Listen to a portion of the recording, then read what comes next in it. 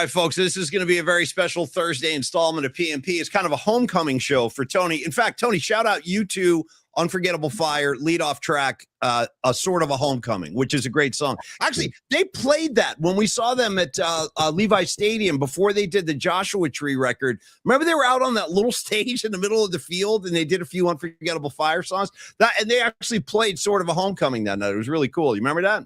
Yeah, absolutely, dude. And you know what? U2 is a band that whenever they come to town, I will see. And, they don't come to town that often anymore, of course. But the times I've seen them have been not just good shows, but outstanding shows. So if you ever get a chance to see U2, I highly recommend it, Paulie. Happy Thursday. Happy Thursday to you, my friend. USA World Cup Thursday, Paulie, I might add. I was just reading up about how the lineup's going to look a little different tonight. We can talk about that on the show because there's guys with yellow cards that may not play tonight because they don't want to risk them getting a second yellow card and getting suspended for the July 1st match, Paul. Okay. So before we dive into that and further, U2 riffs or whatever we have up our sleeve today, we do have to address something that happened here in the PMP community, and then we'll get into the show today. But first of all, great to see everybody lined up. I got Cheeks in the house. I got JJ rocking New Era. There's Rags and Jersey talking Cinderella. As usual, Ray Goodman, what's happening? Mikey Val, good to see you. NorCal Refrigeration, my main man, the Santa Cruz Mafia, is in the house. I got some news last night, and we're just talking about, because we take care of each other around here, man. That's one of the things. And I was thinking about this the other day, Tony, how this kind of community has sprouted up now that we've been doing this show for a while. And it's not something we planned, but I always feel like the best things will take shape when you don't put too much planning behind them. Same with the Grateful Dead kind of community just kind of happened. Like they didn't plan that. Just happened over time. And I think that's kind of what we have going on here. So when somebody is in distress or something happens to one of us, I think everybody is on the same page that we're concerned. We want our friends to be well. So I want to just shout out our main man, Gravy, out here. Mark Graves is on the chat today. I'm so glad to see you, man, because I know you had a tough night. We don't have to get into a lot of details, but I know Gravy had a little bit of a health issue last night. He had to go check himself into the emergency room, and I know he's back home already. So that's great news, bro. Listen, I don't know what's going on over there, Gravy, but let me tell you what. You just chill. Throw your feet up. Let us entertain you for an hour or so, and we're going to get you on the road to recovery. But a lot of love to you, brother, and thank you for being here all the time, and we love you. There's no Emmy right there. We love you, Gravy, and we do. We all love Gravy. So get well, Gravy. Hell yeah, dude. All love, big love to Gravy Graves out there in AZ. Hopefully you're in some AC and AZ, Gravy, and taking care of yourself, brother, but sending you all kinds of love and healing vibes. And Paulie, I'd like to do an audio vibe message to Mark Gravy Graves because Mark Gravy Graves has the touch and he has the power, Paulie. Oh, yeah. You got the touch. You got the power.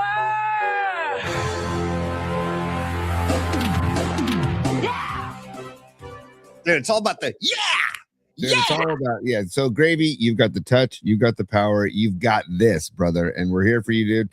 And hopefully you're feeling the love from the West Coast and the East Coast coming into the Arizona, the Sonoran Desert, as John Miller likes to say on the broadcast. And I know you don't know this, Tony. There's no way in hell you could possibly know something like this, but you just inadvertently shouted out. Ready for this, dude? I'm coming at you with this one. You just shouted out a Joe Perry solo song called, the name of the track, East Coast, West Coast. That's the name of the track. From the East Coast to the West Coast. Tony, let's not forget, you and I saw Joe Perry with his solo band play at the Fillmore. That was a great gig, dude. I love that gig. Perry for life. Seriously. Me too. Honestly, God, I would see Joe again. I'll see him if he ever comes around. I'm in.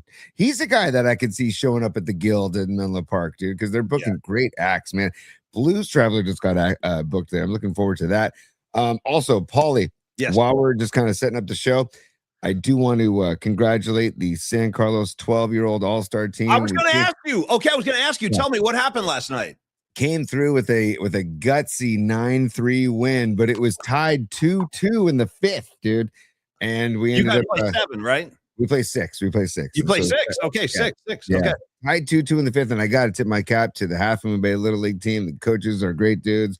Really good kids, and they had this lefty pitcher, Bryce Thompson, who I told his dad for the game, like, that kid's got a very bright future, man, because he was dealing and we struck out, I think 7 or 8 times. So, which is rare for us. We don't strike out a lot. And so tip of the cap to Happen Bay, but we did advance 9-3. So yeah, 2-2 going into the 5th. And then we broke out. And now we play 4:00 tomorrow against Redwood City. So Redwood City, and it's funny because I coach some of those kids on the Redwood City team. So time out. Wait a sec. So you have another game tomorrow at the same facility at the same. Yeah, dude. The tournament keeps going, dude. Tournament keeps going. How far can you, like, seriously? How far can you advance? Like, what if you, like, how many games? We don't like to look ahead, Paulie. We don't like to look. Let's take one game at a time, Paulie. Okay, all right, fair enough. Dude. We don't want to look ahead. Well, you're talking to a very superstitious baseball junkie here, dude. So I just, we don't like to look ahead. We just take that one game. Because some of the kids will ask me, like, the only game you should be worried about is the next one. So yeah. That's why I always think about a team in a postseason series in a best of 7, when a team is down 3-0 or 3-1. I always think about, like, if I was in that locker room or if I was a coach, I would just be like, guys, all we got to do is just win this game tonight. Yeah. Don't think about winning 4 games in a row. We got all I know.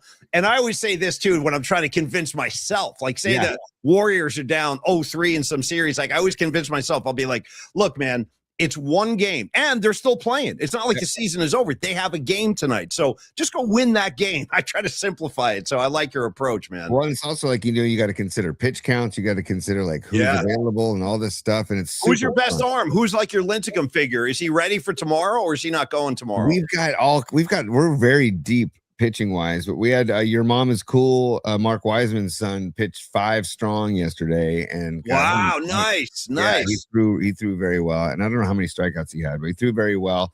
And we played solid D, and the kids came to play. They were very excited. Dom was thrilled, and we had a little post-game dinner at the Dutch Goose. Shout out the Dutch Goose. Oh, nice, great spot. Tell me that first cocktail and or ice cold beer you had must have just tasted like, heavenly, right? Heavenly. Outstanding, dude. It was a Pliny the Elder, fresh from the tap. It was just and then, Dutch Goose is known for their deviled eggs. So we had a bunch of deviled eggs and, we had a feast. And also I want to give love to my Uncle Paul Tonelli. He and his wonderful wife, Lisa Tonelli, showed up to the game yesterday. Nice. So I miss Tonelli, dude. I need a piece of Tonelli. My Tonelli intake has been suffering in a big, big way. It's like I'm depleted like vitamins. I need more Tonelli in my daily allotment. I really do. It's so funny too, dude, because my parents come to the games, but they're big outfield people. They go out to the outfield. They go behind the outfield fence. They hang out. My dad's always been that way, but my Uncle Paul was sitting in the bleachers, and it was good to see him in the bleachers. So it was a good crowd too. It's a great environment. I showed you guys on the show yesterday. It's a great Little League environment. I want to just give kudos to the Palo Alto Little League because they run the tournament every year, and they just do a phenomenal job. Is this the same complex where you and I play? This is a crazy story, but this actually happened. Is this the same place where you and me and all the Ticket 1050 All-Stars played the Oakland Raiders in softball when I hit Lincoln Kennedy? I drilled them. I was on the mound. I drilled Lincoln Kennedy. Is it the same place? Remember we had those pork hats on, dude? Yeah, dude. Oh my God. I don't think so. But I haven't thought of that in decades. Well, it was at a big complex. That's why I'm asking. I remember. I think that was at Twin Creeks. That sounds right. Okay, that sounds right. And Twin Creeks is where Twin Creeks is basically hell on earth, Paulie. It is 10 turfed baseball fields that can also be lacrosse fields or soccer fields. And there's a bar and like a bathroom and a restaurant in the middle of the 10, and the fields are all circled around them. Right. And it is they don't do any maintenance on the fields. It's the old turf with all the old tire bits, rubber spraying in the air. And there's no fences, there's no cones. So if you hit a ground ball that gets in the gap, it'll run for like 600 yards. And the ball will just go. So it's an inside the park home run. It's just, I can't stand that place, but it's a necessary evil of basically club sports, basically. Well, the best memory I have of when, and I'm talking late 90s. This is probably like 1998, maybe 99, like the Ticket 1050 All-Stars, which is just me and Tony and a few other guys, Rod Brooks, Darren, Chan. We all go down there and we're playing the freaking Oakland Raiders, man, in softball. And I remember we were doing an ad campaign with, I swear to God, like the pork industry of the United States or something. So they sent us all this gear. And I had a hat, Tony, that said pork, the other white Yes, meat. dude. Yes, I remember that hat. And Dude. I was wearing it. I was wearing pork, the other white Yes. meat. And then I was like, it was underhand softball, but I'll never forget this. It got away from me, Tony, and I drilled Lincoln Kennedy. Yes. And he started coming at me. He started walking out to the mound, like pointing at me. I was like, dude, this isn't a fair fight. You know what I mean? This wasn't on purpose. Did you ever drill somebody when you were pitching, Tony, like unintentionally, and then be like, oh no, now I got to fight this guy? Like, did it ever just not fight this guy? But yeah, definitely been like, oh, dude, I do not want to do that. And I was the type of pitcher that was like, I'll say to the guy, like, hey, my bad. So, all good. My bad. I was definitely not trying to do that, because it can rattle you as a pitcher when you do hit somebody. Did you ever drill anybody intentionally? Yeah, but I didn't really hurt anybody ever because I didn't throw hard enough. So it was just like more of a message than anything. Just to know that we, as a team, we didn't mind doing that. It's kind of the message I sent, Sure. But I didn't throw hard enough to really hurt anybody. It was more of a message sent on behalf of the pitching staff and the pitching coaches, basically, Paulie. What do you give me? What do you give me for real quick? What do you give me for creative Tony drilling guys back in the day that it never hurt him at all? And I'll never forget this. Spring training, I believe this is 2014. It's like opening day of spring training, and Murph and I are at the game, and it was Giants Brewers, and it was like a payback moment where Barry Zito was pitching. This is at Scottsdale, and he hits Prince Fielder because Prince Fielder had done that celebration where he did the bowling pin, he fell down, and they did this whole elaborate thing, and it pissed off the Giants. So the next season, opening day at Scottsdale, Zito hits Fielder with like a 82-mile-an-hour curveball, and like Prince Fielder literally bent over, like picked the ball up, looked at it, and just rolled it back to Zito like a bowling ball. He just rolled it back to him. And I was like, damn, man, we should have Matt Cain or Bumgarner exact revenge, because Zito's was like yours. It didn't hurt him at all. You know what I mean? Dude, exactly, dude. It's just more of a message, man. And Paulie, by the way, you mentioned our Ticket 1050 days. I have to give love. The Ticket 1050 and old KNBR was represented with the Ball Dudes last night. One of our very own, one of our favorite people ever that we ever worked with. His name is John Stevens, was a Ball Dude last night. And he didn't get a ball until the 9th inning, but here he is before the game. Right there in the hallway. He's one of our guys. He was there at the beginning with all of us. He left radio after a while, like a lot of people did, but he was an OG with me and Tony. John Stevens, a premier, and this is a compliment. John Stevens, a premier jackass, like a 5-star jackass. In fact, dude, when the Giants won their first World Series in Texas, Stevens was standing right next to me. When Brian Wilson got the final out, Stevens was with us, and he was wearing like jean cutoff shorts. Like, you know what I mean? Like, that's the kind of guy John Stevens is. Yeah. Why do you say that, Paulie? Look how he's labeled in my phone. Jackass. Yeah, that's right. He is. He's a jackass. But I say that lovingly. He's a really funny dude. I love Steve. He's a great dude. And when I got the DC, Darren Chan sent like the rundown for yesterday's game, and it said like Ball Dudes or Ball whatever the inscription there. What was it? Hang on, I can tell you. Oh, Ball Dudes and game information. It literally says Ball Dudes and game information. That's so funny. And then it says John Stevens, and I texted DC back saying, "Is this our John Stevens tonight?" And he said, "Yeah." And so then John sent pictures. I'm like, "That's incredible, man." So we had representation. Paulie, I honestly think this spawned an idea. You and I need to be Ball Dudes at a game. I don't want to do that, man. Come on, dude. It's the worst. You know, the Kruk Kite will be destroying us the whole game. Here's the thing, Paulie. You take that uniform and you cut the pants into shorts. You cut the jersey into like a muscle shirt, a half shirt, a half. You wear the hat backwards. I'll wear flip-flops, dude. Shades, you know what I mean? I got shades on, like mirrored shades. Yeah. I might have a few gummies in me at the same time. Yeah. You know what I mean? Yeah.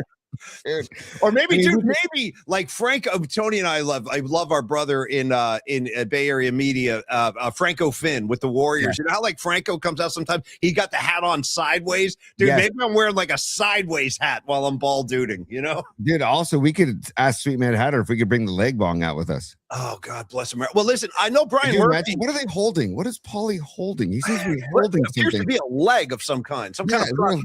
Now he's sticking his face in the leg. We don't know what's going on, folks. Is there caution tape on this leg, on this prosthetic limb? Is there caution tape? Dude, they just put the camera down on me. Like all of a sudden, Mike Kruko's like, "Oh yeah, there's Paulie Mack. He's the bald dude tonight." And as soon as the camera goes on me, a big cloud of freaking smoke comes out of my mouth. Just exhaling. Dude, I this might have legs. This idea might have legs. We might have to explore this, Paulie. Like you said on Tuesday, you like to explore. We were talking about the Niners exploring new locations for the practice facility. Let's explore this idea, Paulie. It's something to think about. I'll keep it in the hopper, as they say. All right, folks, let's get into some meat and potatoes here today. For starters, I want to, and we can just on a second on this, unless you guys in the audience have some comments, or Tony, you want to add, but I did want to comment on the Warriors draft picks, because we didn't really get into that. So starting with Yaxel Lendeborg, you like the name Yaxel. I'm not going to lie. I like the name Yaxel too. First round pick out of Michigan, sounds like a good pick. Most people agree. And then they picked up Lajae Jones out of Florida State. Kind of an unusual pick in the second round by some experts. However, this kid can shoot the three. I watched a lot of highlights of him this morning. Looks like he's a sniper. So I like the picks. And then Tony, today I wake up and folks, here he comes. He's coming back. Al Horford will re-sign with the Warriors, and just keep this in mind. He's an old man. I love Al Horford. I really do. I've always liked Al Horford. He's a polished veteran who can help young kids, give you a couple of minutes on the floor, maybe hit a couple of shots. Beyond that, he's not going to give you much, but he will help the young players a lot. I'm sure of that. So he'll have that kind of role, like a mentor role, I would think. Why did it have to be 2 years, though? 2 years is a little extreme. I mean, the guy's 40 years old. Agents get involved. This is where agents get involved. And it's like, this is why I just dislike agents, because agents are the reasons we have Devers and Adamas and Chapman for so freaking long, dude. Like, if there's any consolation, it's a very modest deal. It's a 2-year deal worth $14 million. He's making $7 million a year, which is a lot of money for guys like us. But in the NBA, that's like peanuts. So it's not an extravagant deal. It's fine. It's fine. I just hate multi-year deals for a 40-year-old. Did you know this? Am I crazy for hating a multi-year deal for a 40-year-old, Paulie? I don't know. That you asked the question. Is it me? Am I crazy? Yeah. Tony, I like the fact that this is a stat I saw on Al Horford this morning. With this re-signing, he will become only the 13th player in NBA history to play 20 seasons in the league. That's pretty impressive. Yeah. No. It's absolutely impressive. Maybe he develops into a player coach, something like an Iguodala kind of a thing, which he definitely has Iguodala vibes, and he knows the game inside and out. And he is he'll be a great vet to mentor Yaxel and 100%. To mentor Lajae, right? So I like that in that respect. I just hate the multi-year deals. That's all. It's just you want Chuck coming in. Al Horford's on Medicare. You know what I mean? Totally. Yeah. Totally. He's on Medicare. Totally. Oh, he's definitely an AARP member, which I am too, by the way. Hey, anybody else in AARP? Do you guys use the card? I've never used it. I'm carrying the card around like a schmuck. I've never even I should probably be getting discounts. Tell me what you guys are using. If there's any old timers out there like me, tell me what you use that AARP card for. Rags, do you have one? Are you using one? Help a brother out. You need to, when you visit Del Boca Vista, you need to bring your AARP card, okay? I'm a couple of years away from playing shuffleboard at 2 p.m. Where's Paulie Mack? Well, he's on the shuffleboard court if you need him. Yeah. You know what I didn't like from Yaxel? And again, I'm realizing that all week this week, I'm just saying things I don't like. And I got more of it today because I don't like Buster right now. I don't like Brandon Ayuk right now. We're going to talk about these things in the show. But I don't like that Yaxel just made it known. Yeah, I didn't really like Steph Curry. Did you see him say that? Yeah, I didn't really like Steph Curry growing up. I was more of a Kyrie Irving guy. I'm like, dude. You might not want to be saying that, right? Why would you be saying that? It's like your first ever introduction to the media, to Warrior fans. I didn't really like Curry growing up. I was more Kyrie. No, I always thought he was a punk. Yeah, I always thought he was like a punk. Yeah. So it begs the question: is Yaxel a flat earther like Kyrie? Oh God, let's hope not. I don't have time for that. I don't have time for geographical scientific study. The earth ain't flat, kids. I hate to break it to you. Let's hope not. Flat earther Kyrie Irving. It's the best. One of the best. I still can't believe that he ever went public with that. But anyways, I do like the pick of Yaxel. I do like the pick, and I like the Michigan program, and he comes from a good program. And the Lajae Jones draft pick is interesting because he went to St. Bonaventure before that. Dude, he has an interesting path. I forget even the name of his first, like Tartantown or something. Tartantown State was his first school, and then he went junior college. Then he went to St. Bonaventure, and then he went to Florida State for his senior year. Had good years with St. Bonaventure and Florida State, but Luke Laux Luke Laux is his name. Is the head coach of Florida State. He was a Warriors assistant, so I'm guessing that there were a lot of conversations between Luke Laux and the Warriors front office saying, like, you guys need to keep your eyes on this kid, because some draft boards I was reading didn't even have this kid getting drafted, or had him like 99 out of 100 in the list of players. So, and they picked him 54th. So it's interesting.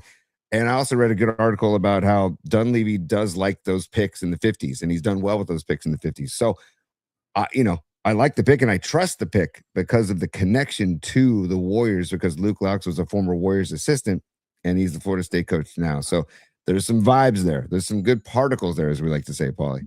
Wow, this is great information. And thank you for that, T. This is great info coming in from the PNP Sports Desk and Robot Center. I'll just read to you what he said if you guys don't have eyes on the show. He says, Al Horford said his father and Yaxel's father played together on the Dominican team in the early 90s. That's awesome. That's great knowledge right there. Thank you for that, Fareed. That's really cool. Right there is why that's the Robot Centaur Sports Desk. Oh, no, I mean, right. like, in fact, he should have his own endorsements at this point. Like, yeah, I'm not even kidding. Like, we should be like, now over to Robot Centaur Fareed at the PNP Sports Desk, sponsored by Sprite or something like that. Yeah. Can we get like Charmin involved, or can we get like any baby products, any child products to sponsor Fareed, because he's got the Robot Centaur 6. He's got 4 kids roaming around with he and Megan just chasing him around the house.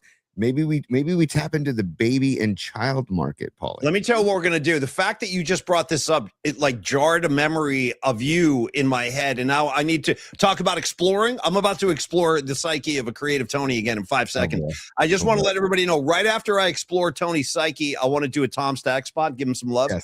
But so check this out, guys. I'm talking to the audience now. So I meet Creative Tony back in the 90s. We're hanging out. And I'm getting to know this dude, and I'm hanging out over at his pad one day. He lived out in the Richmond, and so did I. Like, I lived kind of close to USF. He lived in the Avenues, right off Geary. So I'm hanging out at Tony's place, and he's like, you know what? I got the munchies. Hold on, I'll be right back. The kid comes back. Creative Tony does. You want to know what he's carrying? No exaggeration. A freaking jar of baby food. Oh, and yeah. The kid just starts eating baby food like it's the most normal thing in the world. I'm like, what do you got over there? What is that, pudding? What is that, yogurt? You're like, no, man, it's baby food. I'm like, baby food? Who the hell? You're like 20, 30 years old. You're eating baby food. Do you care to revisit that moment? Because I still can't get my head around that. What was that about? I'll show it right now, Paulie. And for those, it's a definitely, if you know situation here, Paulie. So baby food. Yeah. So here we go. Stand by. I lived on this as a kid, and I didn't stop eating it as an adult. I've stopped eating it since. Yeah, this stuff. The Gerber fruit dessert. The Gerber fruit dessert was so good as a kid. And I'm like, you know what? It was affordable because I was a broke, right out of college, working in radio, not making much. And I'm like, I'm just going to buy a case of Gerber fruit dessert. So I did, and I bring it to work. You would be eating it at work, you'd be eating it at home. And how about this? If you explore the psyche of a Paulie Mac and you look at the people I surround myself with, I got one friend in Creative Tony who eats baby food. I got another friend in Jeff Winkler Winks who wears diapers, true story. And then not because he needs to, because it's a choice. He's like, yeah, I'm just going to wear a diaper at the show today. Yeah. You're out of your freaking mind. And then I have another friend in Rags who co-hosted with me yesterday who eats lasagna naked on the kitchen floor. These are my friends. Okay. Baby food, diapers, naked lasagna. Let's go. I wonder if Rags has ever had, what was it? Was it Old School? What movie was Old School? Vince Vaughn and Will Ferrell. No, what movie was the pie in the kitchen scene? Oh, that's American Pie. That's American Pie. Yeah. I wonder if Rags has ever had relations with an apple pie. I'm gonna not get involved. I'm gonna let him speak for himself on that. I am. I'm not gonna say anything. Rags, go ahead, buddy. I'll let you speak on your own behalf today. Sorry, man. We got a little sophomore there. Oh, by the way, numerology, Paulie. Let's just do it before. Thank you. Totally forgot. Yes. Tom Stack, and I do want to talk Brandon Ayuk today. I do want to talk World Cup today, And we also, we got to tip our caps to the Giants. They've won 2 in a row. And It was a nice game last night. Nice ball game. Nice comeback. Bericoto Endeavors going deep twice. We'll give some bombs away. But episode 348 on June 25th, 2026. Happy birthday to my sister-in-law, Jill Salvato. Happy birthday. And also yesterday, Paulie, happy birthday to Messi and Leanne Denardi. Neil Denardi's better half. Happy birthday to Leanne Denardi yesterday. So okay, Leanne, happy birthday, dear. I hope you had and I'm very confident that Neil probably did all the right things yesterday. Neil is one of the greatest human beings I've met in my recent life. I mean, he stand-up guy, and I'm sure he did all the right things for Leanne last night. But happy birthday.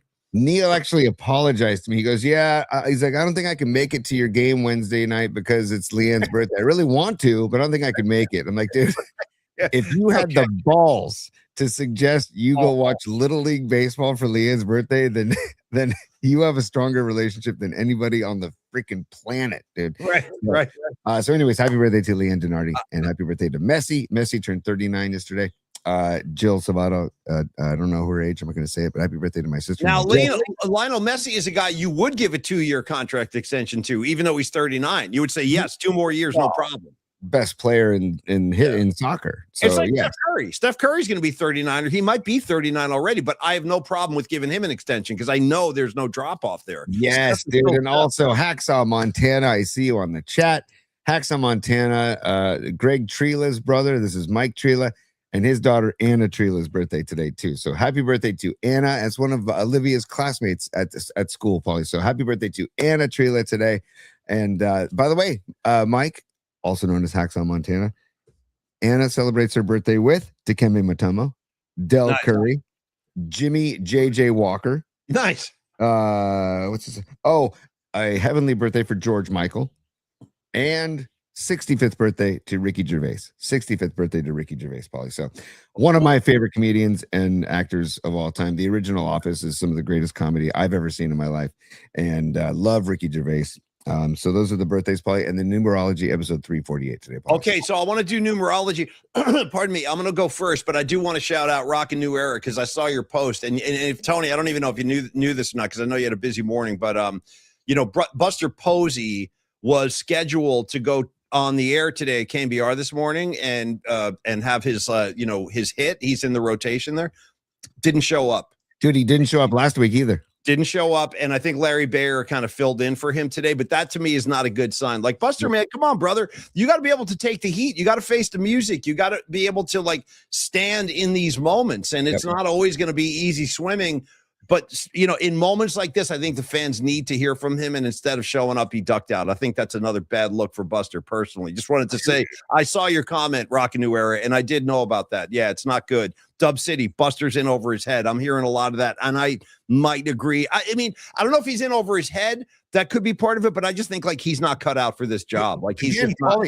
Somebody needs to be a media coach to these people, to Buster Posey, to Vitel. Bruce Bochy was the best guy I ever dealt with in my life dealing with professional athletes and coaches. Buster should go to Boch and say, Boch, help me out. What do I do here? Tell me what to do. He should. Yeah. And then Boch probably would have said, well, Buster could have avoided all of those questions. And we talked about this yesterday. If he would have just said, all I know is that we invite everybody. Perfect. Everybody's welcome to the ballpark. Perfect. That's all. That's a perfect answer that they could have crafted in 5 minutes. Hey, just tell them everybody's welcome at Oracle Park, and then we'll take baseball questions. He wouldn't even go that far. No, Yeah. No, he made it worse, dude. He made it every time he deflected a question. He made it freaking worse. It pisses me off to no end, man. So,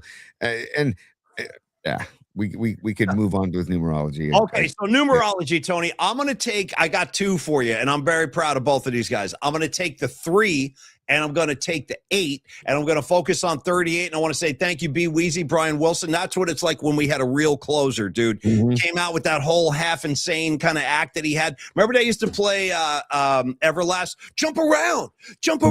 He'd come out. That was like his song. The whole yard would be going nuts. I miss those days. And B. Weezy, dude, he got the job pack it in. Let me begin. I came to win. Battle me. That's a sin. Jump up to get down. Great. That's a sin. You know, it's like, dude, white rappers from Boston. Let's go. So anyway, but that I love the Brian Wilson days, and I was always very fond of Brian Wilson. Like he was a part of the community. He was accessible to the fans. He was in the marina every day buying people coffee and stuff. Like this Giants team this year has like little to no connection to the city. It sucks. But back to the Be Weezy, so that's a great 38. And then here's the crown jewel, bro. This one's for me and Creative Tonely. Who's with me? Former San Francisco 49er great, number 38, Greg Cox. Yes. COX Cox, dude. No relation to Jonah. No relation to Jonah. No, great call. No relation to Jonah Cox. But Greg Cox, never forget him. That's all. Greg Cox all damn day. Paulie, I'm going to jump over to 48 for episode 348. I see Pablo Sandoval, the panda, on the chat. But let's not forget who wore 48 long before Pablo. The Big Daddy himself, Rick Russell. Rick freaking Russell, Big Daddy for Giants baseball. I loved Rick Russell because of his physique. Like if he walked down the street, the last thing I would think is that guy's a major league pitcher. He looks like a handyman. He looks like a guy that comes over to fix your broken kitchen cabinets and stuff. Yeah. Yes, exactly, dude. So so Rick Russell is my other 48.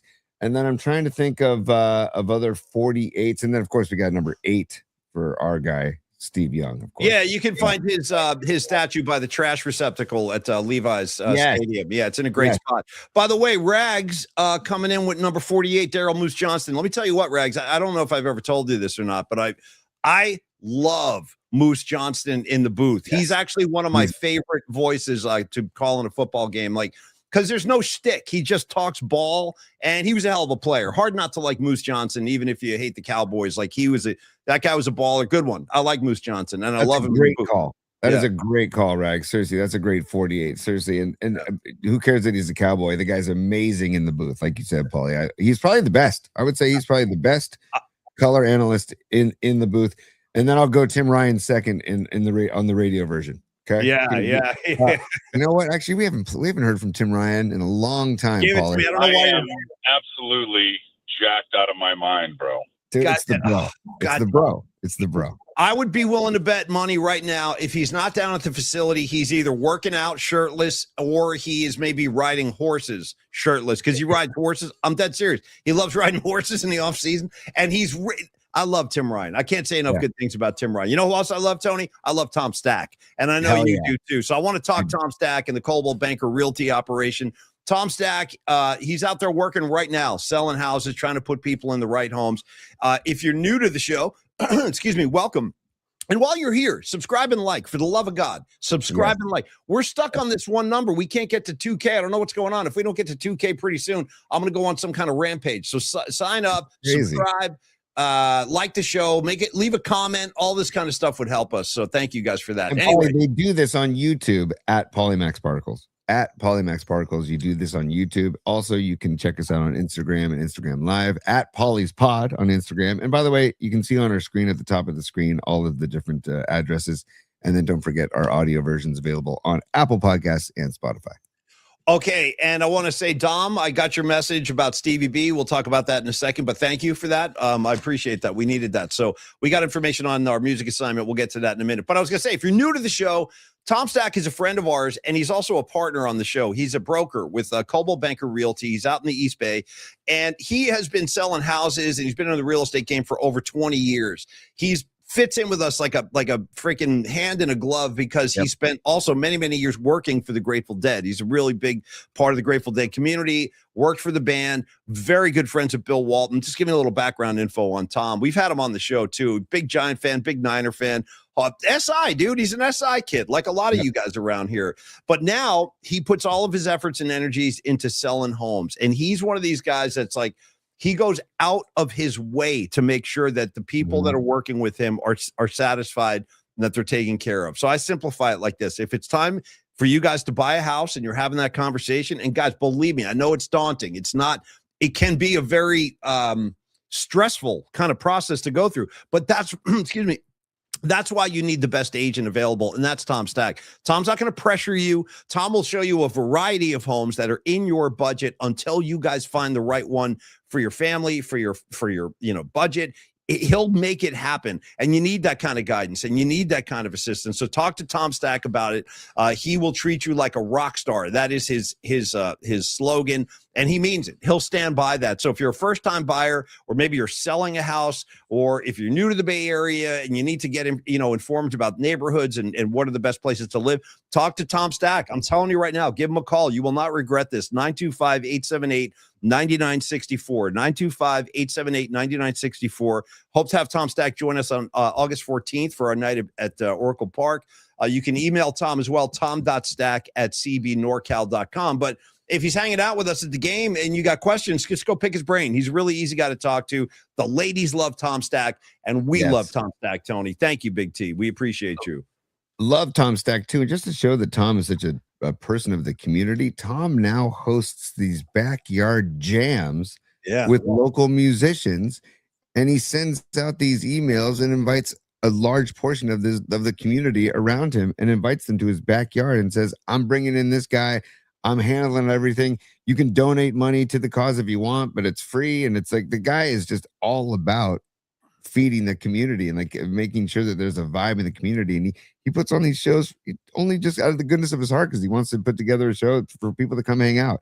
So it just goes to show you about the person that Tom Stack is. And one testimonial, Paulie, this is a cool one. This is from Amy and Steve in Lafayette. Okay. Nice. They said, after tons of soul searching, we decided to leave San Francisco and move to the La Miranda area. That is the Lafayette, Moraga, Orinda area, which Tom specializes in. They said, we were uncertain of where exactly we wanted to live in La Miranda, and I clearly had a lot of concerns on how our lifestyle would change. There was absolutely no one better to help us guide us through the transition than Tom.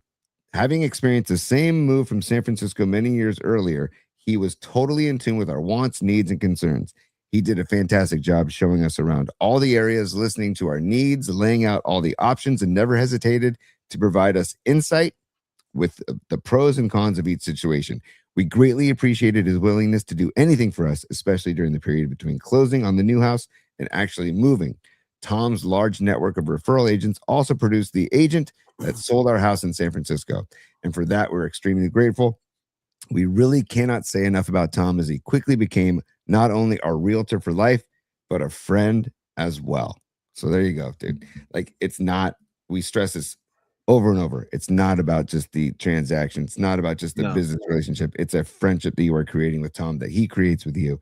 So again, if you're looking to buy or sell, or you know somebody is, Tom Stack is your guy. 925-878-9964. Or email him, tom.stack@cbnorcal.com. You will not regret it. Seriously, great dude. And thank you, Tom. Thank you, Creative Tony. Also, quick announcement. I promised you I would do this, so let's do it. So, folks, we are now ready to go with our weekly music assignment tomorrow. He's one of our favorite members of the PMP Familia, dude. You see him with the curls, the long hair. Here he comes, straight out of Jersey to the Bay. Stevie B, our very own Stevie B, is going to be our guest sponsor tomorrow. And I have the information on the assignment so you guys can all contribute and send your songs into pauliespod@gmail.com. Stevie B wants to focus on songs that remind you of your home where you grew up, or they remind you of your youth, or they remind you of your family, stuff like that, like stuff in your like formidable years when you're growing up, your impressionable years, and you're a kid, and you're like, oh, that song makes me think about home, or that song makes me think about my family or the town I grew up in, stuff like that. So home roots tomorrow will be the assignment, and I'll look forward to having Stevie B. And if you would like to join us, man, I can't stress this enough. We love having you guys on Fridays at any time. So just email us at pauliespod@gmail.com. Tell us which Friday you want to host and let us know what your theme or your assignment will be, and we'll share it with the audience. But we're looking forward to Stevie B tomorrow, T. I love that. I can't wait for Stevie B. Also, Stevie B, I think they're less than a month out from the birth of their first child. So his wife, Alicia, I think is, due in the third week of July. So much love to the Stevie B's and the Bisecchios, and looking forward to another member of the PMP Familia to join us as an infant, Paulie. We should need to make baby shirts or onesies, little baby onesies. It's a great idea, dude. It's a great idea. Dude, we got the broads of PMP. How about the babies of PMP, dude? Babies of PMP. We just get a onesie going. Now, I don't know. I'll leave the artwork to Dom. I don't know, Dom. The babies of PMP. What kind of imagery? Maybe a can of, dude. Maybe it's Tony eating baby food and Winks in a diaper, something like that, like baby imagery. I don't know. These are all ideas we can toss around with Dom Peralta, our main man behind the scenes. And Dom, thank you for taking time out of your day yesterday. First day back in America, and he's back on the show.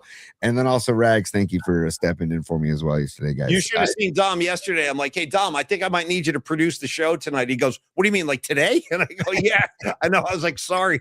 And and that's one of the, anyway, long story. But yes, thank you, Dom, so much for doing that. And thank you, Rags. If you're a Rags enthusiast, and by the way, Tony, you should have seen Rags was looking like extra handsome yesterday. Of course, he has his PMP shirt on. He's doing his whole Matt Dillon thing. But I got to tell you that you're going to get more Rags in July because Tony's going to be out of here for a couple of weeks. So we'll give you some Rags. You know who else I was thinking about doing it? I haven't even talked to him about this yet, but I'll like announce it on the show before I even go to him. I was thinking, you know what might be fun, Tony? Me and Pecan. Maybe I get Pecan in coach for a show. Yeah. Totally. Get Brooksy in the mix too, dude. Like there's definitely options, man. It's going to be great. And I'll be checking in. The way I checked in yesterday, I'll do some live hits, from Cooperstown and from Boston and from New York. So it'll be fun. Okay, that's awesome. No, I look forward to those. Escobar Cheeks the Third, very good idea right here. He goes, how about Tony and Paulie's faces on a bottle of Gerber? Instead of the baby's face, dude, just throw Creative Tony's mug up there and do one for me. I love that. Cheeks, nice. I like that a lot. Hey, Paulie, stand by before we progress in the show. Oh, yeah. It's business time. Okay, Paulie, we've got Candlestick Kid checking in with the super. Candlestick Kid says, what's up, PMP Mafia? Back from Cancun. Thanks again for all the love on getting married. Love you all, PMP Familia. Candlestick Kid, congratulations on getting married down in Cancun. That's fantastic. Congratulations, brother. And I'm sure you guys had a great time down there. Cancun is a magical place, dude. I went there for the first time in my life earlier this year and loved it, brother. So I hope you guys had a great time and all the best, man. And congrats again. That's killer. Love you too. So rad. Seriously, great choice to get married in Cancun. Paulie, when I hear Cancun, it makes me think of the one and only foam party I attended in my life. Have you ever been to a foam party? I never have. I mean, I'm not against it. I would go to a foam party, but I've never been. Tell me about it. What happened? Like, give me all the dirt on the foam. I don't know any about this at all. One and only time. Anybody on the chat, have you ever been to a foam party? Let us know. It was the wildest thing I've ever seen in my life, Paulie. They basically turned a discotheque, like a nightclub, and filled it up with foam. Yeah. So I was up to my up above my belly button in foam. And no, I couldn't see you from the waist down. No. Okay. And now that I think back about it, it was the one of the dumbest ideas I've ever had because how do I say this? Well, I'll just say it, dude. Yeah, say it. I can't wait. The chafing that went on right after and during is something I wouldn't wish on anybody. One of the guys, shout out Mark Pichera, one of our guys in Burlingame, he couldn't, he had to go home. This is for my brother-in-law's bachelor party, by the way. He had to go back to the room and called it a night. And he went to bed because he was in so much pain from the chafing. So I don't know if I'd recommend a foam party to anybody, but it's a wild idea, dude. Yeah, it looks fun. I mean, I've seen them. I've seen footage. I mean, it looks like a good time. Tony, I've never been to a foam party. And you don't want to know what else? I've never been to a rave party. Never been to a rave. Oh, you would love it, Paulie. You would love a rave. You would love it. I kind of feel like, isn't that kind of in the past now, rave parties? Or dude, they are raging right now. Pier 80 near Longbridge Pizza. You were serving the pizzas. Yeah. Yes, and also the Midway is another, and Cow Palace hosts raves, Paulie. There's raves. I hear that. No, you know what's funny? Drutzy, the bass player in my band, was talking about his daughter, who is his daughter Cassidy. Yes, named after the Grateful Dead song Cassidy. She is a freshman at USF now. And Drutzy said that he has taken his daughter and her friends to some of those raves at the Cow Palace, and they call for a ride home. They're like, okay, Dad, you can pick us up. It's 3:30 in the morning. They're still going. So they have all night parties at the Cow Palace. You're right. Tony's not kidding. And I remember the first time I heard about rave parties was here in San Francisco, and it was at the Ticket 1050. And of all people, it was an unlikely guy, but it was Mike Verdew when we were working together in the early days. And I remember Mike Verdew's like, hey, what are you doing this weekend? And I was like, I don't even remember what I said, but I was like, yeah, I'm doing this and that. And he goes, oh, bummer, because I'm going to a rave party tonight. And this is what he said. I go, okay, where is it?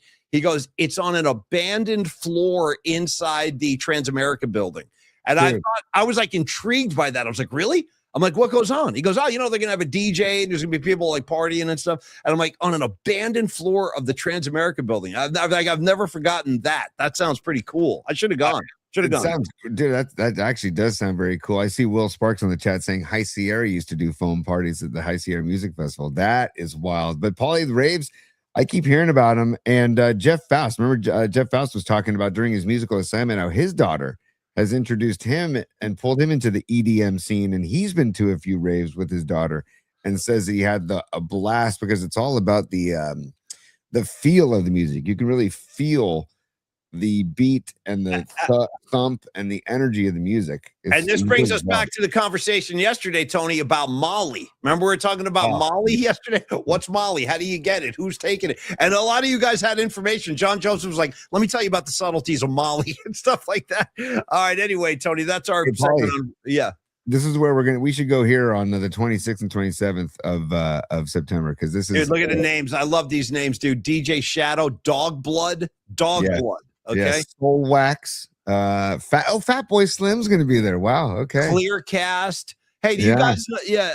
Dude, Mind Enterprises. These are great names. Swedish House Mafia is the one EDM show I've been to at Chase Center, and it was wild. When did you go to a rave party at Chase Center? I don't remember this. What was that? Like 2 years ago. And 2 years ago, my brother-in-law was like, dude, I got a ticket for you. You're just coming. Don't worry about it. You're coming. You're coming. Tell me about it for real. Like, where's it going on the floor or throughout the building? Like, where does it all happen? There's a main stage, like a regular concert, but it was like these three dudes or is it two dudes? Is it three dudes or two? Anyways, and it's all about the lights and it's all about the production of the show, not just the music. And then they build up to these crescendos, as Fausti was talking about, and it's just, and then the drop. It's all about the drop, Paulie, the beat drop. You know, it's kind of like the 100% the rave party, the dance music. Yes. So, anyways, it was, and the floor of Chase Center was literally bouncing, dude. Wow, it was crazy. And yes, thank you guys. I see you three DJs for the Swedish House Mafia, but they were good. Good. Robot Centaur saying Swedish House is like my favorite DJ. I love it, man. I love it. All right. I got it. Rockin' New Era is calling for it. So Rockin' New Era, you've got it. Here we go. Drop. It's been a while, dude. It's been a while. All right, Tony, I want to do a spot here for Carlos De La Fuente. And on the other side, I'm going to play a new installment of Right or Wrong with you. And it's about Brandon Ayuk today. These are right or wrong. Because I want to talk about Ayuk. And can really quickly, Paulie, but because we waited too long, stand by. I'm going to take over for just 1 second, Paulie, because Devers went deep. Bombs away. And because Bericoto with a freaking tape measure 445-foot blast walk-off home run. Bombs away. Dude, Bericoto, I have to share this news. It's distressing, but it's just the world, man. I'm just reporting this to you guys. If you haven't heard, apparently it's his brother's girlfriend. Is that right, Tony? I don't want to say the wrong thing. Yeah, his brother's girlfriend. Okay, so his brother's girlfriend perished in the Venezuela earthquake. It's horrible. It just happened. What a great night for that kid last night, walking it off and everything. But just so you guys know, like that affected him directly. The horrible earthquake. There's been a lot of casualties, a lot of people injured, and a direct link to this kid too. So thoughts and prayers to that guy. Really rough. I just heard an NPR report the other day, Paulie, that I think in the next 10 years, there's like a 94% chance of a 6.5 magnitude earthquake or higher along the San Andreas fault line. So yeah, I hate to even say this, Tony, but you know the fact of the matter is, dude, we're due. We're like so due. I almost kind of want to get it over with. I really do, because it's out there looming, and I hate the fact that, like, Tony's not wrong. It will happen at some point. But I just want to get it out of the way. Let's just do the shake now so we can all get on with our lives. You know what I mean? Yeah, it's boy, just, you know, it's scary. It's scary as hell thinking about it. And I always said, this is one of the great things about Tony and I, like we always used to say this, living in the Richmond, dude. The Richmond is built on effing bedrock. There's like you cannot bring the Richmond down. You can't. No. But there are other neighborhoods in the city that aren't quite as sturdy, and I Oh. worry. I worry, man. I worry about the city sometimes. In that Holy, regard. down here on the peninsula, you got Redwood Shores and Foster City that are just basically landfill. Yeah. And it's like that. I mean, who knows what's going to happen there? So, fingers crossed, everybody. Hopefully, I'm not joking here. Do yourselves a favor and get a kit like we have one. Get that emergency earthquake kit, whatever you want to call it. Have it ready, because you don't want to be unprepared not if, but when it happens. And yes, they've been saying it for a long time. It's going to happen. It's going to happen. But I mean, you can't. Mother Nature is undefeated. So Mother Nature at some point is going to, those tectonic plates, not to get too technical, but they're going to cause something soon. So yeah, and they said the Venezuela quake yesterday, there were two massive quakes within 60 seconds of each other. 7.5 and a 7.1 back to back. Like that's once you start getting into sevens, dude, it's very, very scary. What was the 89 quake? Was that it was a 7, wasn't it? That was a 7.9, I think. I think it was a 6.9. Jesus H. Christ, dude. It's so freaking scary. But what are you going to do? Like, I mean, where were you in the 89 quake? Where were you that night? I didn't feel it, Paulie. I was driving to see the girl I was dating at the time. Was it 7.1? Sorry, 7.9. We're getting 7.9. We're getting 7.1. Yeah. I thought it was 6.9, but maybe we can look it up. But I was driving to San Domenico High School, Paulie. I'm familiar with it. Yes, yeah. And I did not feel the earthquake. So, and were you, I'm not even exaggerating, I mean this, were you able to get back to your house on the peninsula that night, or were you like stuck up there? I was stuck up there. Yeah. I was stuck up there. So, did they close Golden Gate Bridge? I mean, everyone knows about the Bay Bridge collapsing and stuff, but did they close? I imagine they probably did. They probably closed Golden Gate Bridge. I didn't even try. I just stayed in Marin. I was in Marin. I just stayed in Marin. I was watching the news. I'm like, there's no chance I'm getting back to the peninsula right now. I'll never forget this. This is exactly what I was doing that day. I was in Boston. I was in college, and I had a class that I cut. I cut class. I was going back to my place to watch the World Series. And when I got to my place, you cut it with Rags? Did you cut class with Rags? I didn't go to college with Rags. Rags and I are high school. College, college. My bad. That's all good. It's all good. Yeah. So I cut class. Nothing new there. Big, it's a normal day for me. So I cut class, and I'm going to watch the World Series, and I see all the reports. I'm like, oh my God.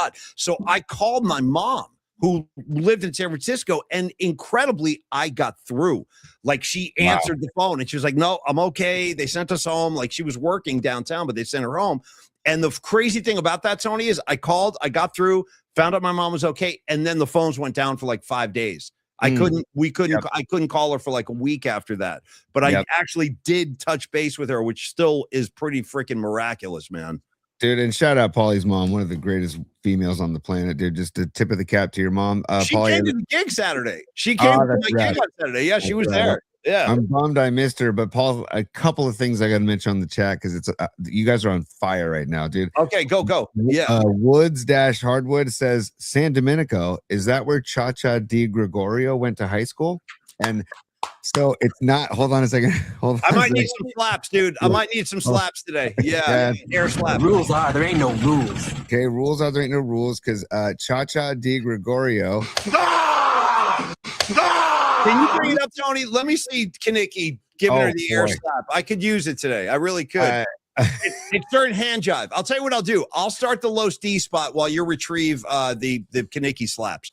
How's that sound for an approach? You good with that? Sure. But also, I just want to say she went to St. Bernadette's, not San Domenico. She's the best dancer at St. Bernadette's. And then Rizzo said, she's like 29 years old too in the film. Like she's just not looking like a high school kid at all. Yeah. Okay, while you get into the spot, I'll try and find it, dude. I was intimidated by Cha-Cha when I was a little kid. She kind of scared me.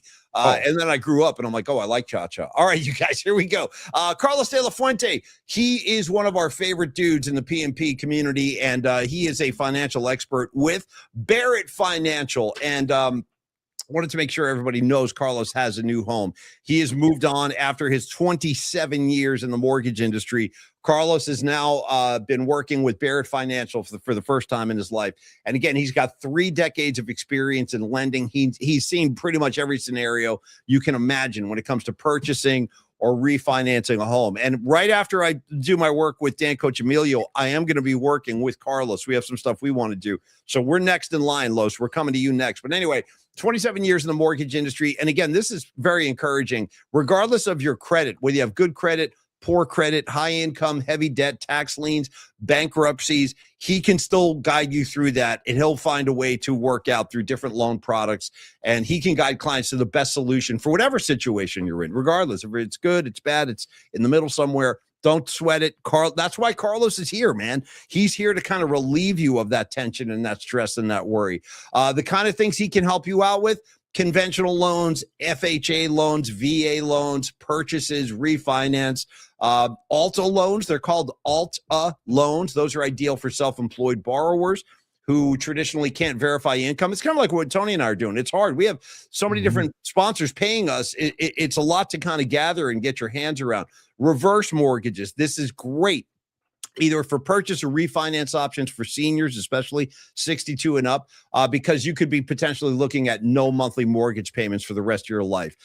Private or hard money loans, short-term funding for borrowers with equity or credit or income challenges. I mean, it goes on and on and on. So Carlos can help you if any of those things are ringing a bell and you're like, yeah, I could use a loan, or yeah, I should redo my mortgage or refi. This is the guy. Talk to Carlos, man. He's one of the greatest guys we've met, and he's so knowledgeable and he's so good at what he does. Like, we've heard from so many people that have worked with Carlos in the PMP Familia. They just say, like, working with Carlos is a pleasure. It's a joy because he can get the job done effectively, quickly, and of course with you there every step of the way. 925-250-4894. Give Carlos Los D a call. Carlos D at BarrettFinancial.com if you'd prefer the email, Tony. Yeah, if you prefer the email, that's fine, but we recommend the phone calls so you can get a taste. You can get a taste of the Los, and you can, when you call, you can basically say, give us the Los, give us the Give Los. us the Los, give us the Los. Give us the Los, give us the Los. Give us the Los, give us the Los. What loan would you like?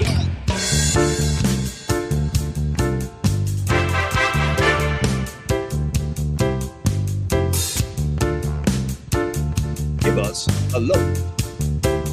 Give us the Los. Yeah.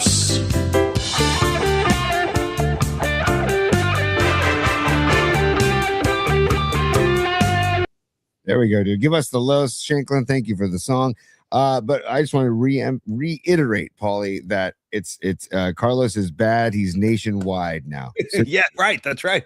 to quote ZZ Top, I'm bad, I'm nationwide. That's a theme song for Los as well, because he now can help anybody across the country. So if you know somebody, if you have your relatives on the East Coast, friends on the East Coast, or in the Midwest, whatever, let them know about Los. It's a word of mouth business. Let them know about Los. He can help them out. Introduce them to Los if they're looking to buy or sell. If they need help with their mortgage, if they need money, if they need a loan, Los is their guy. Carlos D at BarrettFinancial.com. Carlos D at BarrettFinancial.com or 925-250-4894.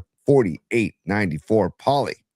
And thank you, Carlos. Thank you, Creative Tony. And also thank you, Pine Needle, for the Giants update. We'll wrap it up pretty soon so we can go watch the game. And I do want to get a word in on the World Cup before we go. But first, Tony, it's time for you to get a hold of, unless you found Kaniki, unless you got Kaniki stuff I need to know about. A couple things too, Paulie. We got real quick, I want to hear it too. I didn't hear it yesterday. It's business.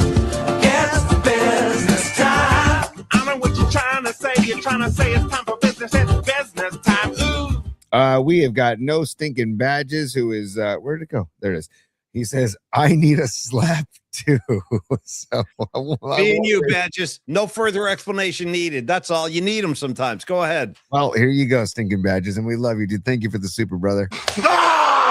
There we go. There's your slap. There's your slap for the day. And then, Paulie, before we move on to right or wrong, you asked for it, and I thank you. Thank you so much. This is going to help me out tremendously. This is going to make my day. Give it to me. Oh boy. Yeah, here we freaking go, dude. Here we already. Dude, look at Crater Face right there, leaning over to Rizzo, dude. Yep. And Crater Face is like 35. You know what I mean? He's not a high school kid. Look at him, dude. And do you see the lonely Lorenzo Lamas right there by the Rydell Ranger? Do you see the lonely? Dude, that Lamas? poor bastard. I think he got in some trouble recently. You guys hear about Lorenzo Lamas? I think he's in some hot water. I'm not kidding. I'm not kidding. He's in. You look him up. Google it. You'll see. Yeah. And then you got Vince Fontaine just strutting through the By the way, floor. Vince Fontaine, I'm going to say what needs to be said. People have been afraid to say this for decades. The guy's a predator. Okay. This guy's a predator. He's preying on high school girls. You know, it's like pretty creepy if you really think about it. Yeah.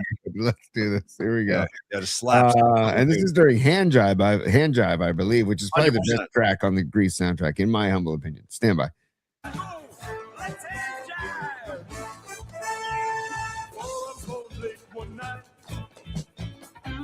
Oh, I mean, already, dude. This guy chewing his lip. Yeah, here it comes. Wham. I don't, and she, this is what was so confusing as a kid. I'm like, wait a minute, this guy's slapping her. She likes it. I don't know what's going on here. Like the whole thing was very confusing for a 10-year-old or whatever I was when I first saw this dude. Yeah, Rizzo's gotten the bun in the oven, Rags. I know. By the way, rewind one more time, because let's not forget he also does like an air grope before the slaps, dude. He's air groping. Yeah, he's air groping, dude. And then here's the Predator, by the way. Yeah, look at him, dude. I don't trust this bastard at all. Dude, again, Lamas in the background again, dude. Yeah, poor Lamas. He's like shrugging. What do you want from me? Poor Lamas, dude. I know. Here we go. One more time. Oh, I want to try and do something real quick. Okay. There's the air grope. Nice. Oh. Dude, Zuko knew. Zuko knew. He's like, dude, hit the road, dude. Hit the freaking road. Yeah. Look at Zuko. He's like, dude, look at this. Fontaine, get out of here, man. Get out of here. Yeah. Oh, Jesus, dude.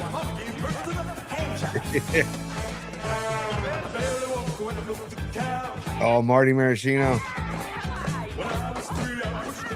These two, yeah, sure. Yeah, see? All right. Dude, I was a big Marty Maraschino fan too. Hard not to be. You know what I mean? It's hard not to be a fan of Marty's. Yeah.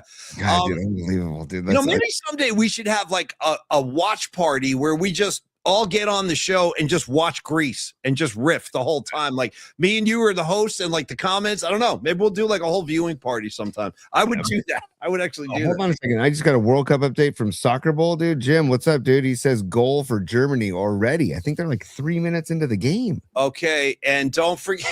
Yes, to P1 Chuck Bowser. 100%, dude. Yes. With the Shauna Not Bowser. Yes. By the way, Shauna Not trivia. Here it comes.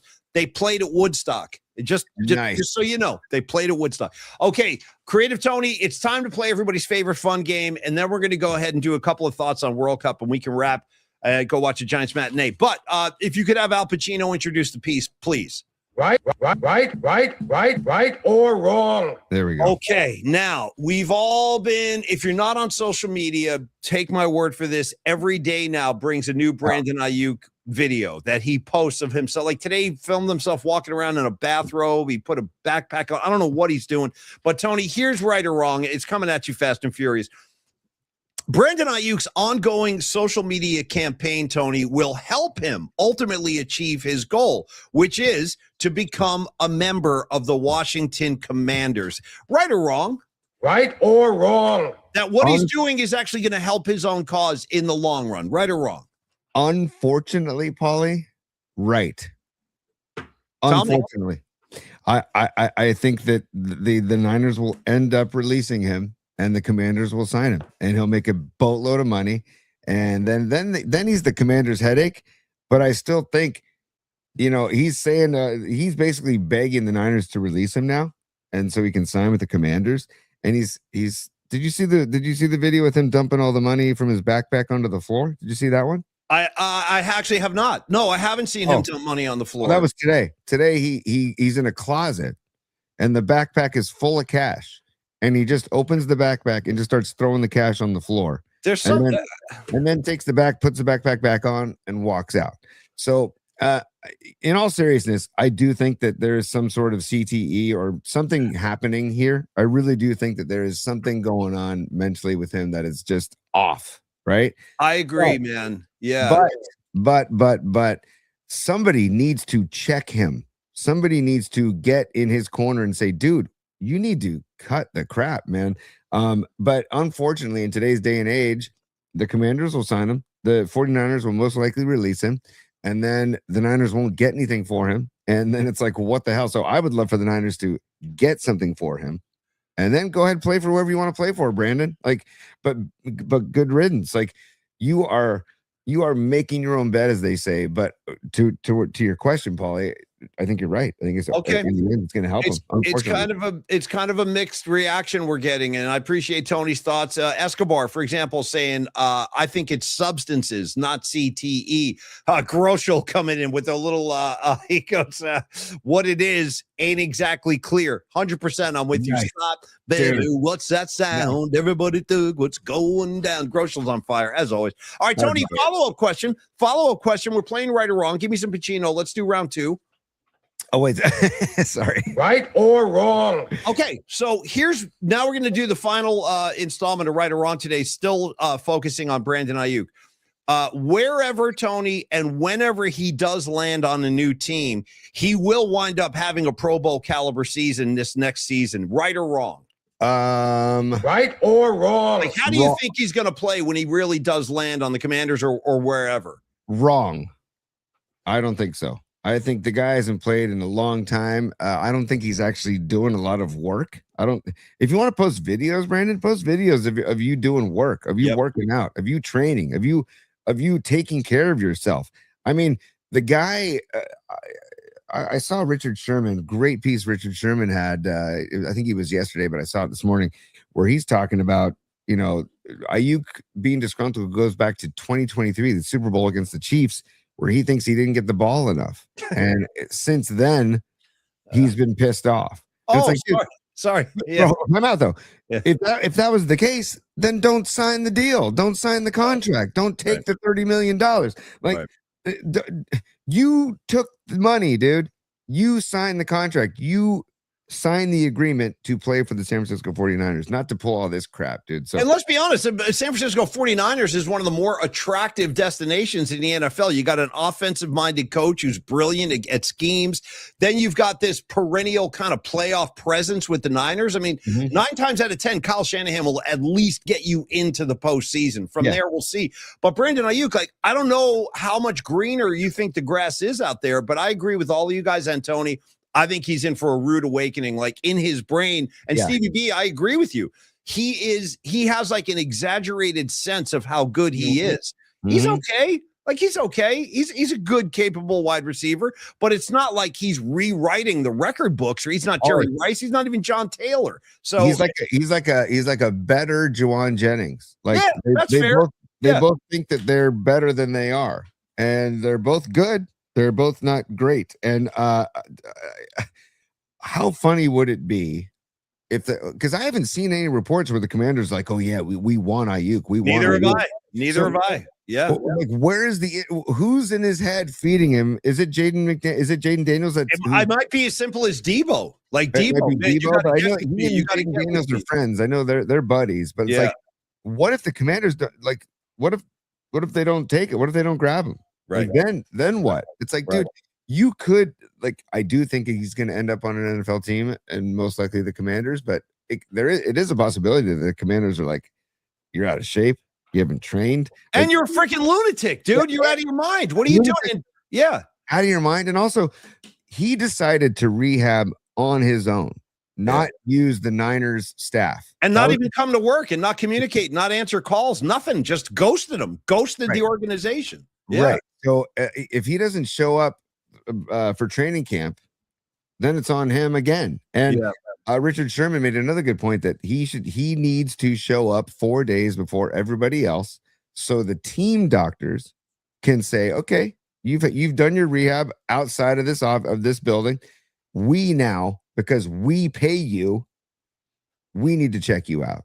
Yeah. We need to run all kinds of diagnostics to see how you're, if you are up to snuff. And I'm dying to see what happens at the beginning of training camp, which, by the way, Paulie, what are we, a month away? Yeah, pretty much. Yeah. Yeah, we're about a month away from Yeah, we training got camp. preseason ball. We're going to be playing preseason ball in about 6 weeks. And you know me, dude, I'll watch those games. I watch preseason football. I'm one of those maniacs. Patty from Napa, quick super here. This is great because I'm a big fan of this woman. Yes, we call her Sister Pam. This is kind of Corinne's soul sister. And I got to tell you, Sister Pam was at my gig on Saturday night, Tony. She came out. I was so nice to see. I'm very fond of her. I introduced Pam to Liz, and they hit it off. And it was just great to see her out again. And I love the whole scene. You got your Patties, your Corinnes, your Pams. That's three of the best. That's three of the all-time greats out there, and they all showed up. So thank you guys. And Pam, you have a good one. Great to see you on board today. Now, other quick updates. Forgive me, I forget who posted this because it went flying by, but somebody just posted that Brandon Ayuk. Yeah, it was Pine Needle. Thank you, Pine. Said Brandon Ayuk just posted a brand new Instagram post at 12:43 today. So, like, while we're talking about him, he's still posting stuff out here, man. It's just out of control. It's just out of control. It really is. I don't know what else to say. I mean, I'm actually looking for the post and I can't find it. I was going to see if I could find it. Yeah, the last one I see is the backpack. Well, you know, and yesterday, let's not forget Adam Schefter, who's obviously got his finger on the pulse of the NFL. He said that, listen, the more Brandon Ayuk continues to post these kind of head-scratching videos, the more he's hurting himself. Like, he's going to scare teams away with this kind of behavior. And I kind of agree with Tony. I think this guy needs to be checked out. Somebody should sit him down and be like, dude, what's going on with you? Are you okay? Are you in distress? I mean, can we help you? Because this is not like behavior of a stable human being. I mean, it's really not. There's something going on here. And I don't think that it's doing himself any favors. I mean, I really don't. Let's do a couple more supers, Tony. Then I got to do a Dr. Young spot, then a word on the World Cup, and then we can wrap. But you bet. And Pam, thank you for joining the show. And by the way, she says she and Corinne are watching on their phones because they have no internet and no power right now. So hope you guys don't even say it. They live close enough to me. And Carlos de la Fuente said this, like, and he was right on the money. He goes, Paulie Mac is a blackout magnet. And I'm going to knock on the table. Remember last year, Tony, I was getting blacked out like once a week. Hopefully it doesn't work its way over here to San Rafael because I live pretty close to Corinne. So yes, and Stevie Groschel is a super. Thank you, Grosch, for the super. And he says Niner doctors got to tell Ayuk that we need to check your head. Paulie, I know it's not from check your head, but drop. There we go. Anytime you want to make a Beasties reference, we're all for it. So the Gross, thank you, brother, and thank you again for the super. And you're right though. They do need to check his head. So, and okay, there might be drug use, but I also think it's a combination of drug use and some sort of mental illness, some sort of something going on. And maybe, I don't know, he's taking drugs to help counteract what's going on mentally. I don't know, but it's just, there's something really funky going on. Yeah. And, you know, when he made that catch against the Detroit Lions in the NFC Championship game, this stuff wasn't going on. No, dude, I used to be a fan of his. I actually because if you remember, like the beginning sequence of his career, he was in the very famous Kyle Shanahan doghouse. Like the first season, like Kyle was super hard on him, and he fought his ass off to get back on the field and become like a real part of the 49er offense. And I always rooted for him. I really did. I liked him a lot. And it's just really disappointing that it's kind of come to this. But at this point, like I like Patty. I saw your comment. I just want him out of here too. I want him out of here. And when did San Francisco become like the land of misfit toys? Devers, he's always miserable. Ayuk, he's miserable. Like, how bad is it, you guys? You're pro athletes. You're making hundreds of millions. It ain't that bad. You know what I mean? Things could be worse. Trust me. And you look at all of Brandon Ayuk's videos, he's in a glorious home. Like somewhere I think it's on the peninsula. I'm not sure. And then I also want to give Lily Merchant some love. She says, shout out Ice Cube. You better check yourself before you wreck yourself. Hey, Brandon Ayuk, check yourself before you wreck yourself. And shout out Tom Petty. You wreck me, baby. Okay, Tony? Yeah, totally. And also, Paulie, another update, because the PMP chat and the PMP Familia is responsible for so much of the content in this show. So we thank you so much for all that you guys put onto the chat.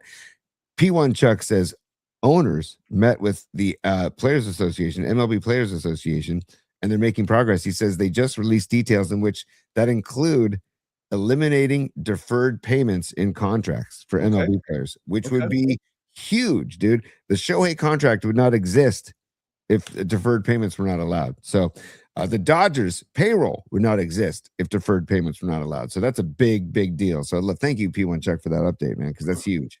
Okay, Creative Tony, final word today. Give me your thoughts on USA Turkey. I know we'll be watching. I'm swept up in it now, too. And we also have to help our buddy Doug, unless you have like ties to Sweden. Doug in Japan, who's a guy who never asked for anything in the PNP Familia. He goes, guys, I could use the help. He goes, if you could, root for Japan over Sweden. That game, I think, is at 4 o'clock, you guys? Yeah, 4 o'clock, yeah. So we got to root for Doug in Japan at 4. I'm cool with that. I'll get my Tokyo on and get my Budokan on. Creative Tony, go ahead. All right, Tokyo! Totally. I mean, I got Japan on my mind, so I'm cool with that. And then number 2, Tony, USA Turkey. Sounds like we're favorites. Sounds like this is a game we're supposed to win. You know, yes, Paulie, also particles are in the air because Fareed, aka Robot Centaur, is actually, I think he just purchased a where is it? Gosh darn it. There it is right here. He purchased a Japan soccer kit. Damn. Right there. Nice. So the particles are in the house for Japan soccer. So go Japan and go USA versus Turkey. Paulie, there's going to be a different lineup today. And I think Pulisic is back today too. He's going to get some reps before July 1st. But I forget the names of the players that all have yellow cards for the for USA. But those players may not play today because if they get a second yellow card, they won't be allowed to play in the July 1st match. So different look today for USA. I still think they can beat Turkey. And by the way, first time the U.S. has won 2 group play matches since the event began in 1930. Wow. So, damn. Yeah, this is big stuff what's going on with the USA. Granted, I know Australia and Paraguay are not huge opponents, but beating Paraguay 4-1 was big. And so, you know, I don't want them to, I want them to you know, go for the jugular in this match because I want them to go into July 1st on a good note, on a good vibe, on a good feel. So I believe that, you know, people are downplaying this match because it doesn't have any bearing on the knockout round, but it has bearing on the mental play of the game and the mental vibe going into July 1st. So I want them to, you know, foot on the gas, go for the jugular and cut the crap and make sure you get a W today. Dude, that was a great breakdown, T. For real, that was awesome. Well, I'm in too, man. I have a good feeling. I mean, based on everything I heard this morning, it sounds like the United States, this is a match we should be able to handle. Turkey is good, but they shouldn't pose that serious of a threat to our squad. So, Dan, I'm with Tony, man. The more reps you get, the more you play, the more confidence you can build in this thing, the better it's going to be in the long run. Also, Rockin' New Era, great post. He goes, listen, go Japan, but F Otani. 100%. Perfectly said. Perfectly said. Go Japan. Hashtag F Otani. Okay. Hey, did you see that rookie catcher who seems to be just in dust up after dust up? That rushing kid who's a catcher. I almost cursed right then. That guy's an a-hole, dude. He really. He and Shohei getting into it. Did you see he and Shohei getting into it on the mound? I actually did not see that. Oh, no, it's great, dude. It's great because Shohei started challenging pitches from the mound because rushing wasn't from behind the plate. So the vibes aren't really very good in LA. Their record obviously is, and their stats are good, but I don't know if the vibe is very good in LA this year. So we'll see. But this kid rushing just seems to be just, I don't know, not making any friends. This kid's a prick. No, he's acting like a prick out there. And by the way, let's not forget the U.S. is playing in L.A. today. The match is at SoFi Stadium where the Rams play. Yes, so, and then they July 1st, Paulie, they come to the SFBA Stadium, Paulie. Yeah. And speaking of the Rams, we can do this tomorrow, but this is a little tease. Yeah, the McVay getting assaulted, dude. It's incredible. Actually, maybe we'll end the show with that today. So McVay is on vacation somewhere, and all of a sudden, dude, he gets bum rushed at this beach bar by like a whole pack of Niner fans. It is, and he's laughing like it's pretty amazing. It's a really cool moment. And you know, we have our little McVay, the elf, the McVay elf. We'll bring that back for the holidays this year. But I saw this footage. I thought this was so great. Here, this guy's on vacation. Look at this lady holding the Niner plaque. Yeah, watch this. Dude, it actually makes me like McVay a little more. Me too. Me too. Yeah. Here we go. Watch this.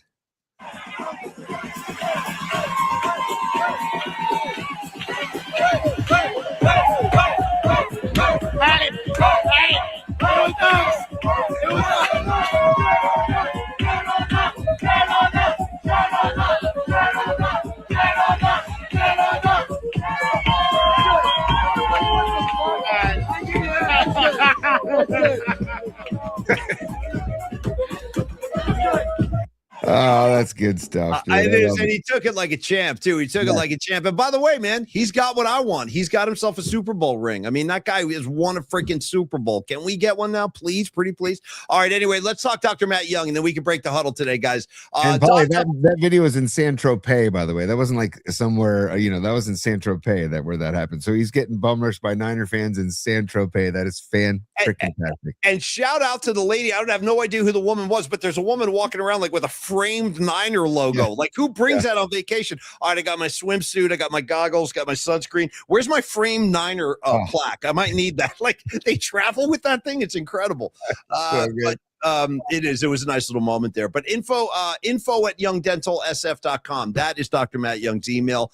415-392-8611. That is Dr. Matt Young's hotline at the office. And what can I tell you about this guy? He's been in business for over 25 years. I've been a customer of his, a patient of his, rather, for over 10 years.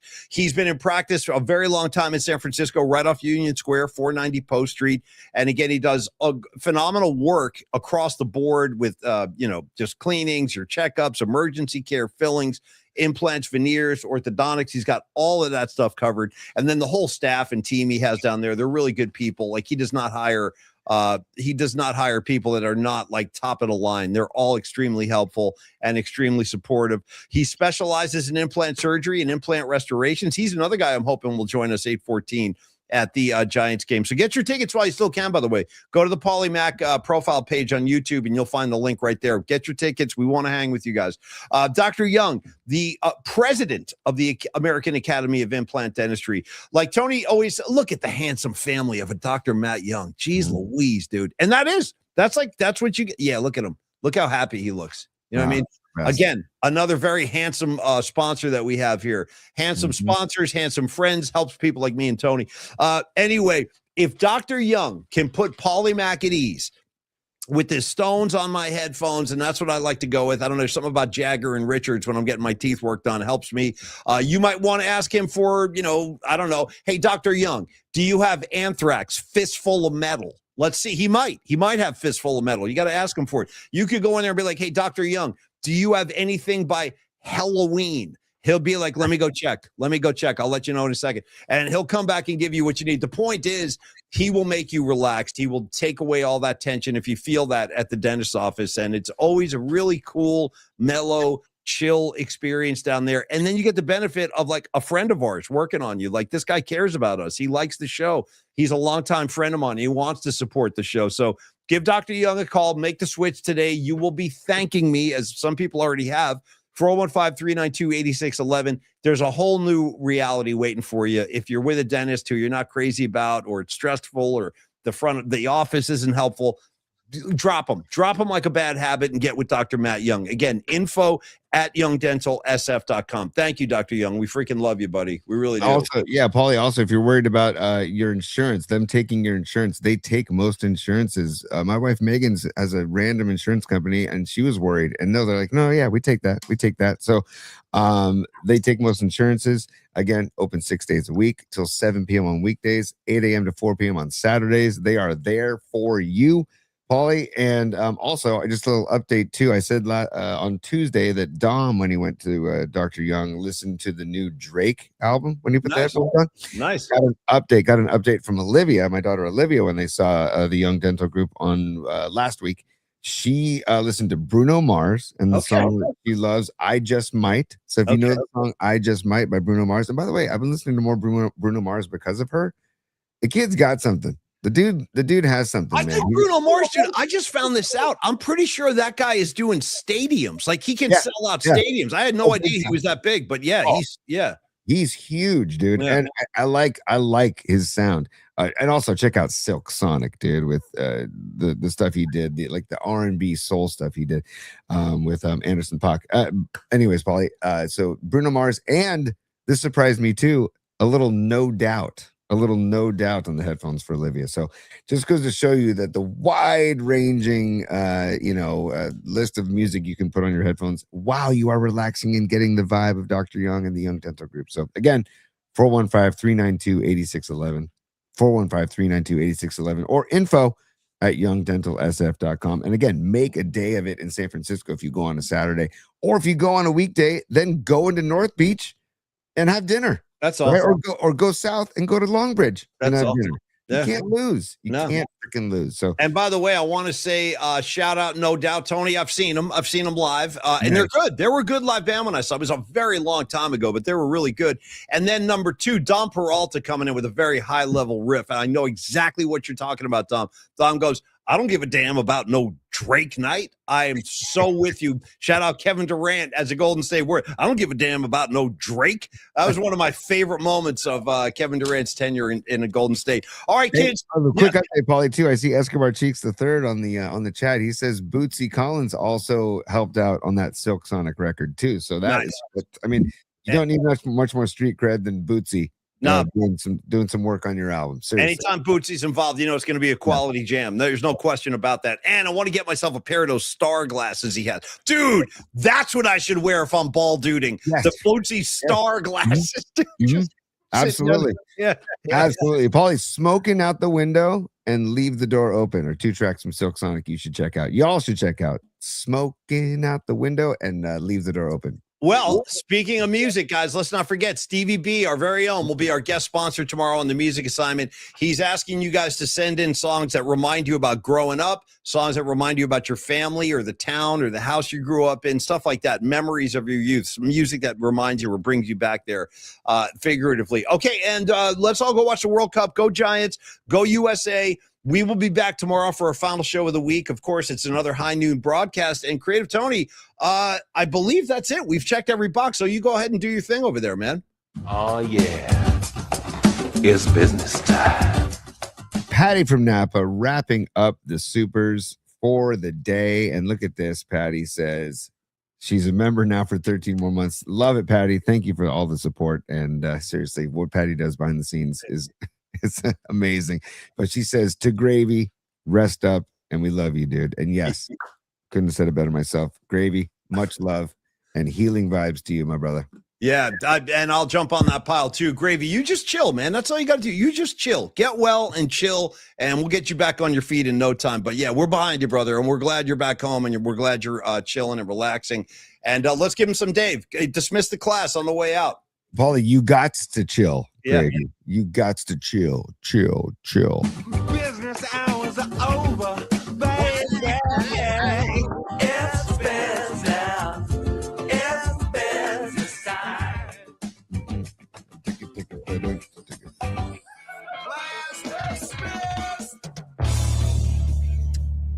Okay, y'all, thank you for hanging out with us today. Thank you for supporting the show. Dom, Grosh, Noemi, Ray Goodman, Gravy. There you are right there, brother. Yeah, you're very welcome, man. We're all fond of you around here. Rockin' New Era, Sweet Mad Hatter, Maddie Stenson, Robot Centaur, Rockin' New Era, again, twice. I'll say it sometimes. You guys have a great day, and we'll see you back here tomorrow at high noon. Cheers, everybody. Peace, y'all.